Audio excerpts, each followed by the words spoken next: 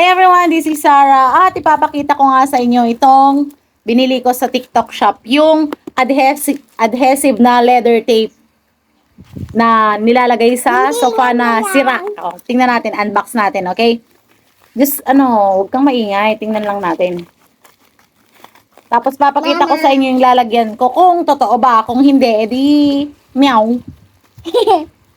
Malis ka dyan dito ka sa gitna. Malis ka dyan.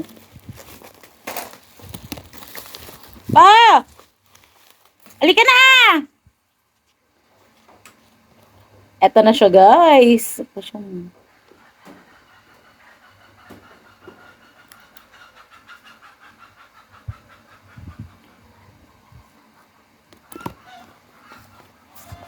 Ay, ito siya, oh. Adhesive tape. Let's try. Pakita ko yung lalagyan ko. Tingnan natin kung mare-repair niya. O, diba yan?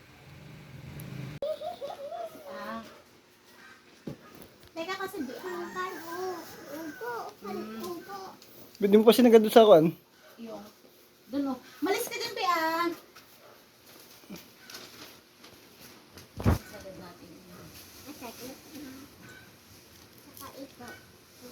Doon ka kasi, Abi.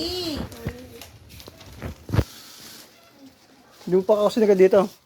Hindi kasi merong pan dito nga pa, oh, sa baba. Dito na lang tayo magpan mamaya. Para ano siya. O, diba? Kaya, ginunting-gunting na ni Regan. Babe, no. Wait lang. Dito nga guys, nire-repair natin yung upuan. Tingnan natin kung maganda ba ang kalalabasan ng upuan. Tingnan nyo naman kanina, di ba?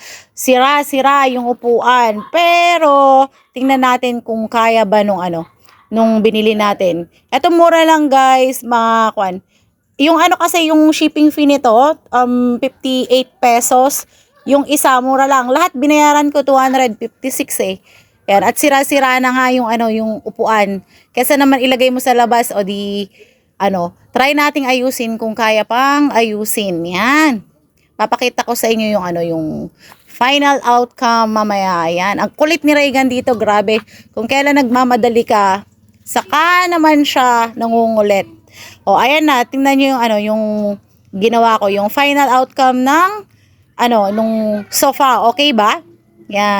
O, at least mauupuan na siya na kahit hindi mo lalagyan ng mga yung kumot-kumot, ganyan. O, at least mas malinis na upuan.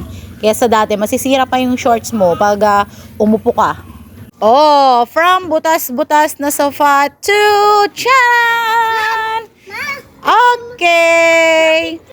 O, diba? Mas maayos siyang tingnan. Hope you enjoy this video and see you! Bye-bye!